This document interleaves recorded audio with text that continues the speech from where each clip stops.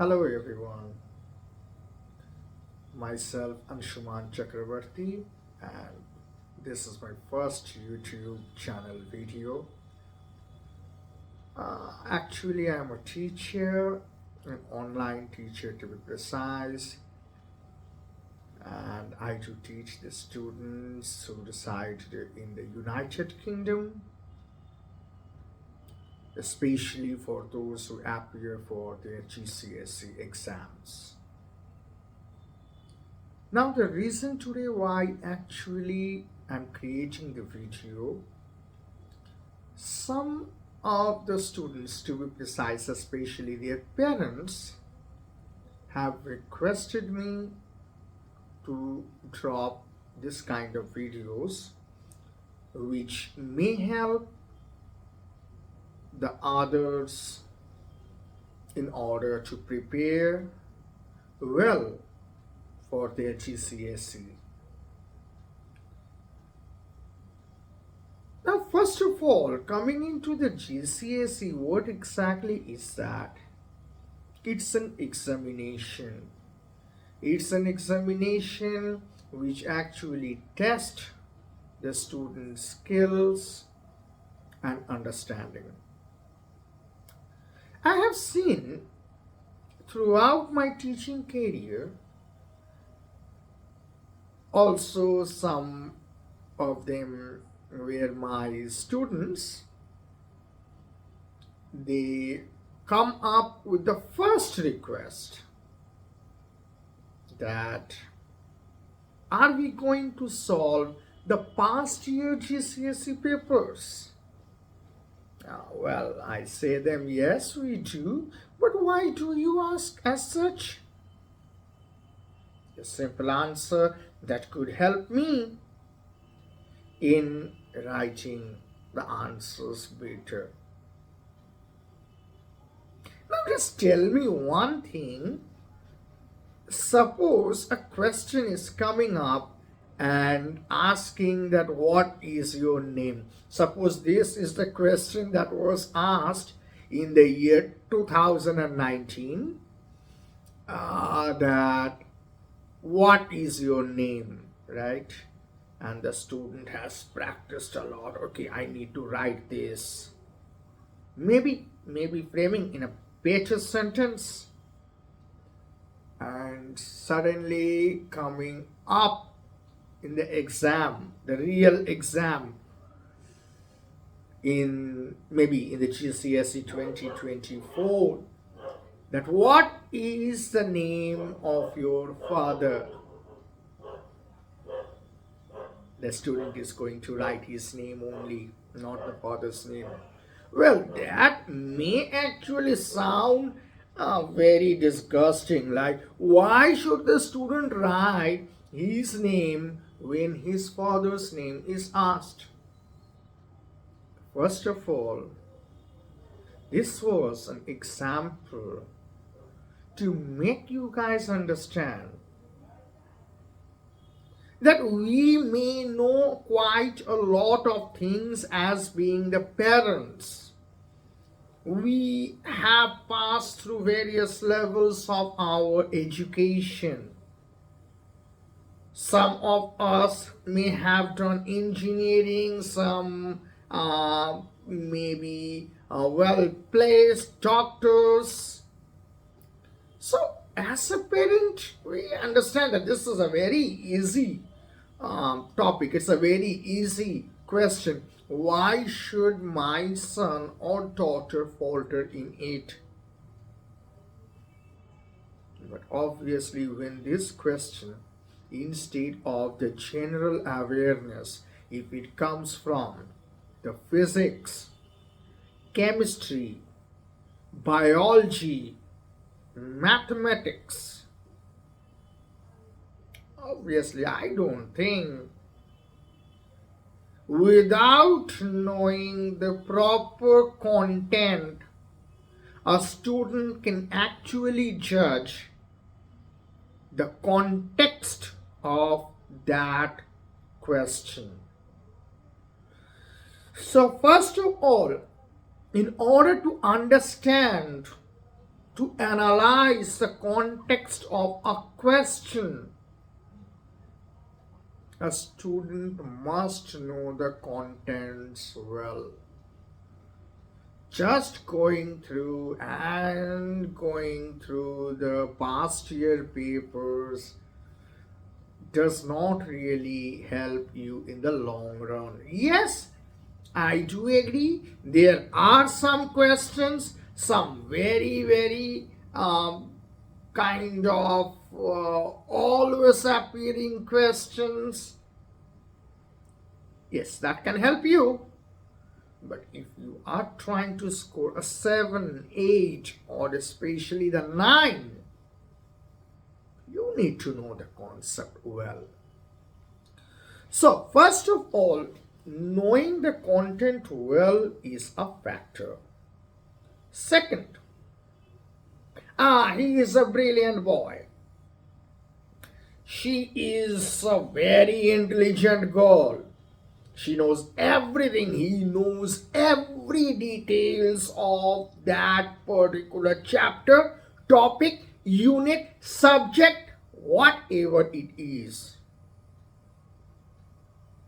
At the end of the exam, parents are worried. Why are the marks consistently coming low? I mean, what could be the reason behind it? My son or my daughter knows every bit of the content. They have understood the context of that question. So why the marks are low? The first question, is there any kind of partiality going on?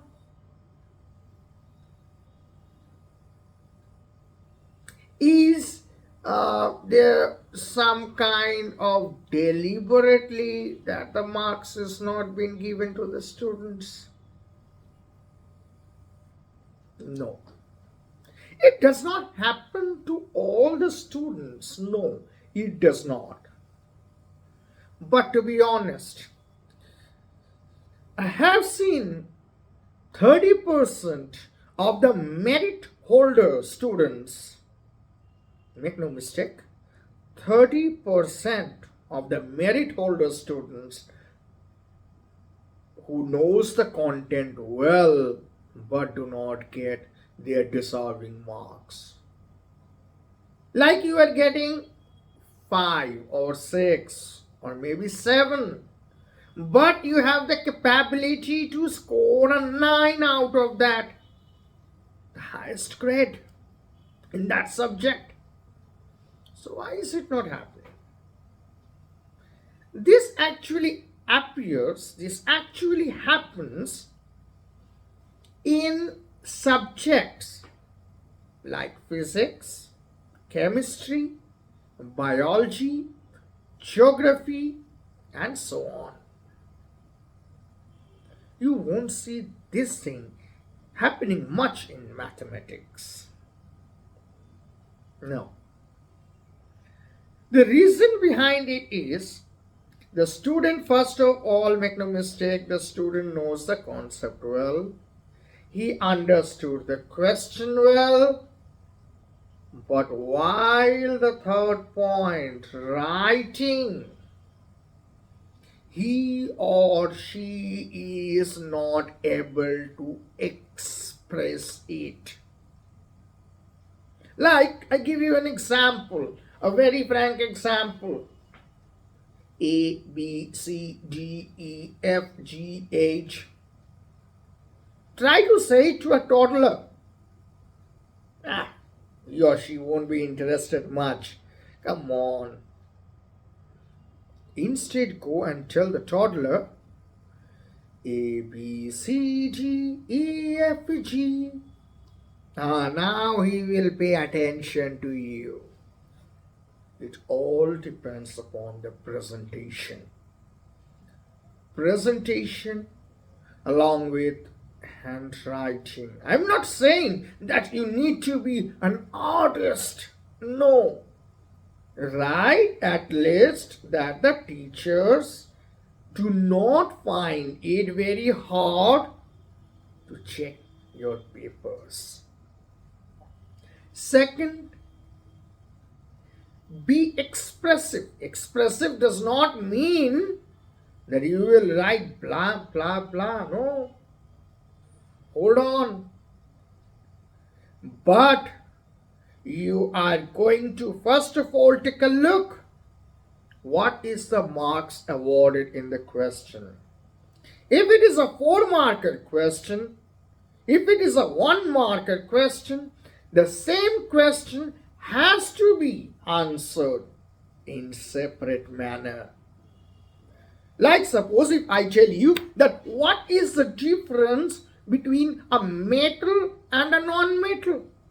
4-marker question.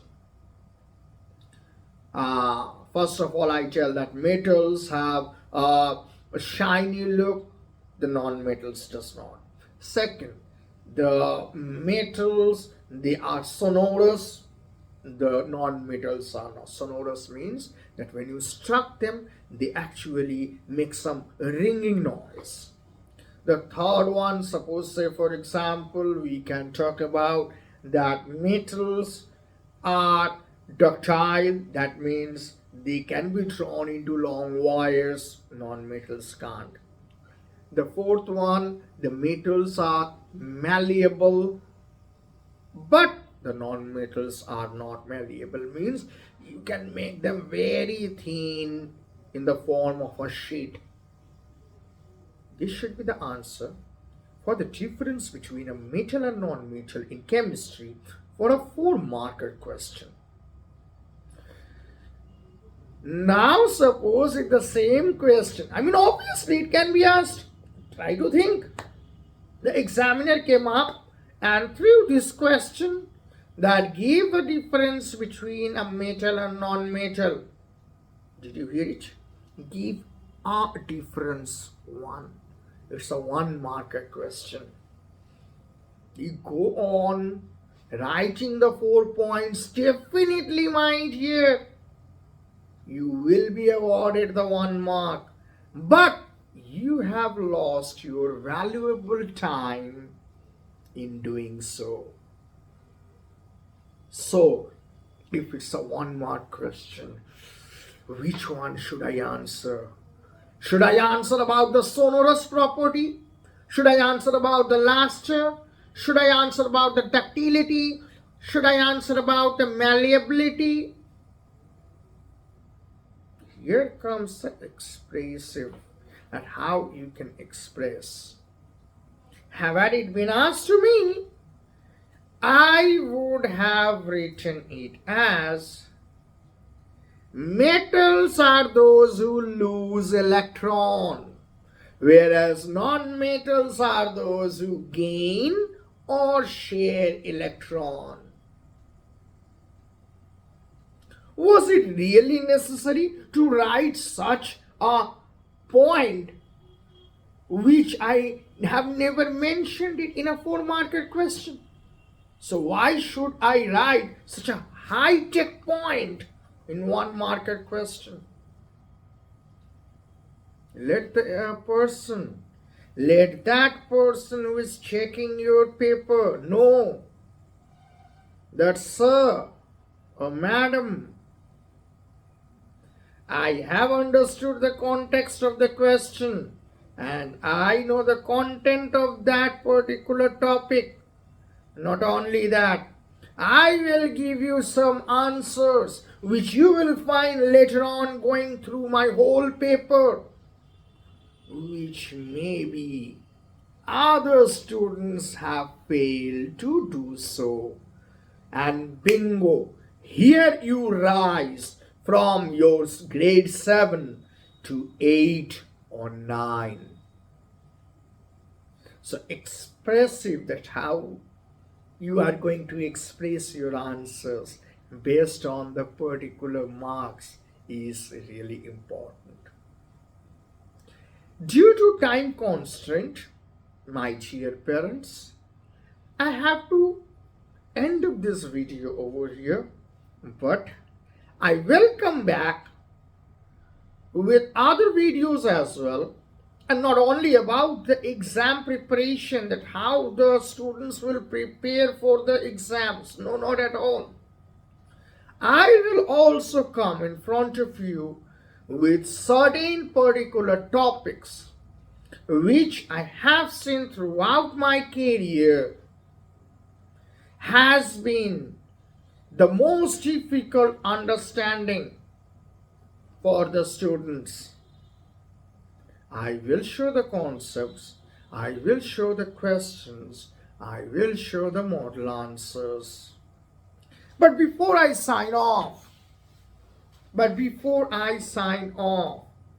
the first thing what I tell to any of my students who take lessons from me privately, I tell them always that, see, I am wearing a spectacle.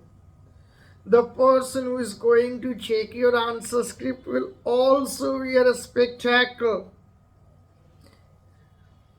And he or she will not take the pain so much to see that what exactly have you written. So write it in a clear handwriting. Otherwise, maybe you have written everything correct, and at the latter part of your answer script, he is feeling strain in my eyes. My God.